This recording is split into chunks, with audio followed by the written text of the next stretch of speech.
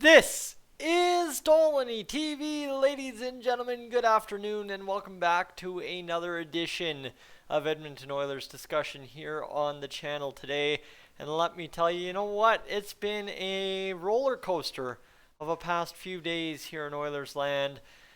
As right, the passing of Joey Moss, that was a huge one now 2 days ago for a lot of us Oilers fans, and I think you know what, we can segment that to just Oilers fans, but that is a loss to the hockey community, the football community, Edmonton, Alberta, and if you want to scope it out, the NHL in general. So as you see, all the tributes pouring in, that is fantastic. And why I'm starting off with that in a video related to the AHL start date is simply because in the video I posted about Joey Moss's passing is I want to take all the ad revenue that I get from that video, because YouTube would not let me upload that video without putting ads on it, or at least having the bare minimum ads. So I said, you know what, I want this money to go somewhere good, and I want to do something good with it. So all that ad revenue money from that video, plus I would match whatever the ad revenue is. So why I'm talking about that right now is I want to give you an update on how I'm going to do that. Is I'm going to let that run all the way through to the end of this month, so October 31st. So guys, honestly, this is right here. If you want to raise some funds for the Winifred Stewart Association in Edmonton, go watch that video. That's as simple as that. Yeah, I mean, just watch it for 10, 15, 20 seconds, 2 minutes, whatever you want.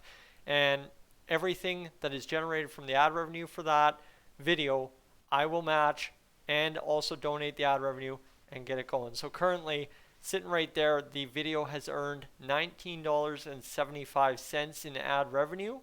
Now, that is pretty good. I mean, honestly, that's a pretty killer video on YouTube if you ask anybody. So $19.75. But the killer part about that is $19.75 from me as well, not just YouTube's portion that comes to me. So $19.75 plus $19.75. Guys, you know I hate hard numbers to calculate, and I mean, that's a pretty simple one realistically for what I do at work, but let's just call it $40. We'll round her up, and you know what? That is still growing, because if you continue to watch that video from now until October 31st, it could be upwards of $50 if it ends up going from $19.75 to $25 by the time the report comes out on November 1st. So ladies and gentlemen, that's where I just wanted to leave that, give you an update on that, and of course, thank you for checking that video out, and you know what, remembering Joey Moss, that's number one, that's the point of the video, but doing something good in turn. And I mean, potentially half the people that watched that video, because it was not mentioned in the video, it was a plan after the fact, because I couldn't turn off ads. I didn't want to monetize that video. I did not want to make money off of announcing the passing of anybody. That's essentially the whole Colby Cave thing all over again, right? I've done that once this year, unfortunately. But Joey Moss, I was not there for that. But the only way I could upload the video was with ads. I mean, maybe I could have spent another 2 hours trying to figure it out. I straight up couldn't figure it out. So instead, all that money that it was generated from ad impressions on YouTube goes towards the Winifred Stewart Association in Edmonton. I always try to get it right, and I always trip myself up. But ladies and gentlemen, I just wanted to tell you, so far, over 4,500 of you have been part of doing good in the Edmonton community, and thank you for that. So with that, let's transition. All right, let's transition over to the AHL today and how this affects the NHL. The news coming out of them. Scott Housen, former Oiler guy. Yeah, Scott Housen. He was in our organization up until like a couple of months ago when he took over as AHL president and CEO. Well, he is now decided that they will not be starting the season until early February, the target date being February 5th for the AHL season to start. And that one really sucks, right? That one sucks on multiple levels for our prospects. Obviously, they don't get to play North American hockey until February 5th at the earliest. The AHL had previously planned for December 4th.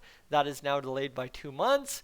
And, of course, they've already had to cancel the season. They didn't get to play the playoffs in a bubble or anything fancy like the NHL. They canceled the season, and a lot of guys went home and sat on their butts. I'm sure they trained and stuff, but, right, what do you do, especially with all the quarantine stuff? They didn't name a Calder Cup champion since the first time since 1937, yeah, way back when. And realistically, right, as we continue to just see moved due to the pandemic, and this is where the question, when it comes up to the Oilers and the NHL and everything like that, if you're seeing the AHL move back their start date to February 5th, that is a tough one, because do you really think you're going to be able to get enough fans in the building to make AHL hockey viable by February 5th? More than likely not. So it's going to be up to the NHL parent clubs to make it work, and that's a tough sell, because I don't think many teams are in the position like the Oilers are, wherein they own their farm club. So that's the economic side. That sucks. But then you've got the fan side of it too, is you've got AHL fans who have been out here since March 12th, 11th, 13th. I think they canceled a couple days after the NHL did, but they've been without hockey ever since then. Yeah, sure, they got to see their alumni guys play in the NHL playoffs, and that's cool. It was a cool thing, but right, for a lot of us, if you're Oilers fans, if you're down there in Bakersfield, you got to see Caleb Jones play maybe 40 minutes max in the playoffs. You got to see Kyler Yamamoto not put up any points. I'm missing other guys. Leon Draisaitl, he did good things, but he got a crap kicking in the media for it. So, right. So the AHL fans definitely suffering. Our Condors fans especially. Although, depending on how your allegiances lie in California as a Condors fan, you may be celebrating a World Series title right now. So, I mean, how suffering, I don't know.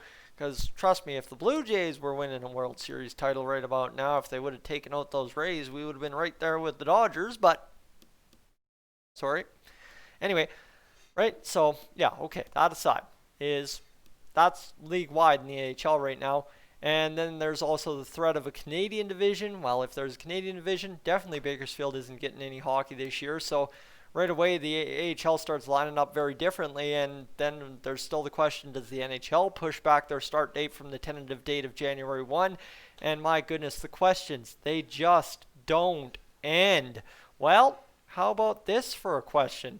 Does the AHL season starting February 5th, if the NHL goes ahead with January 1st, does that enable a taxi squad like we saw in the MLB, where they have 3 to 4 guys available, non-roster, like they're in this middle ground where they're traveling with the team, they're not on the roster, there's meeting protocols and all this, but they're just basically there in case you need to call people up and you need to have a guy in the city the night you call it up, because you can't have guys crossing the border or this or that or the other thing. You don't want to go through health protocols, making sure you can play the night, right? You need to know, and that's what the essence of the taxi squad in the MLB was for the 60-game season.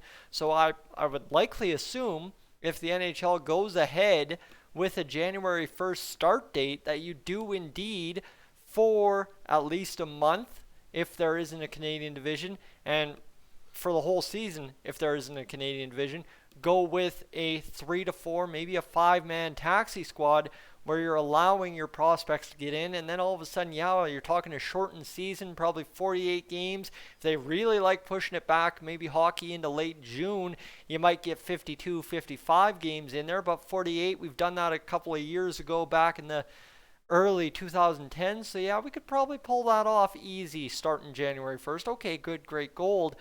But then do you end up seeing this mess that you had in the MLB, where you have guys opt out, you have young guys just galore on your roster, right? The Blue Jays, prime example, just everybody and anybody that could throw a ball or pinch hit or anything, they were in the lineup at some point this year, and that was league-wide in the MLB for the most part. So I'd assume that's what we end up seeing, but again, it depends if you get the taxi squad and if anything actually sticks true here, because now you have the NLL, the National Lacrosse League, which has some Canadian teams, now pushing the date back to April. And, well, they've got Canadian teams, they've got American teams, so they're probably trying to figure out cross-border travel. But, again, what do you do to solve it all? And, unfortunately, it all comes down to due to the pandemic. And until there's some kind of solution to that, we're not going to have any real hard, fast solutions to what we're trying to do here, and that is play NHL hockey in a season starting January 1st, or if you're the AHL, you're trying to play pro hockey starting February 5th. So there's a lot to be consumed here. And I mean, again, I'm a big proponent of the Canadian division. Why? I don't know if they've talked about the Canadian division today on... Hi, Rudy.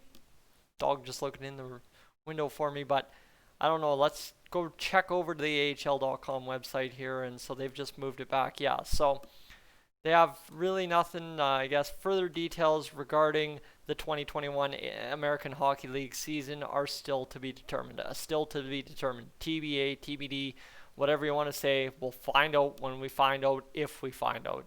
And that, guys, I'm telling you, I'm getting so tired of living like that. Trust me, we have gotten through one slammer of a year at work, somehow staying busy, and here we are, still staying busy, and here's the world doing this. If you don't know what this is, I guess it'd be more like that big old pause sign. So, yeah, your guess is as good as mine. We can talk about it till we're blue in the face, but when it happens, it happens, just like the playoffs did, right? When everything's finally green, let go, it's done and over with before you can blink your eyes, right? For us as Oilers fans, that's a true story. Maybe Tampa Bay Lightning fans, maybe they have a little bit better story to tell. But again, blinking, it's over. It's already end of October. Next week's November, and I'm not ready for winter. I got my snow tires on, though. Don't you worry. Ladies and gentlemen, I'll leave you with that. A little bit of laughs today to lighten off a heavy start to the video. Guys, I'm Tyson, Dolynny TV. I am up on out of here.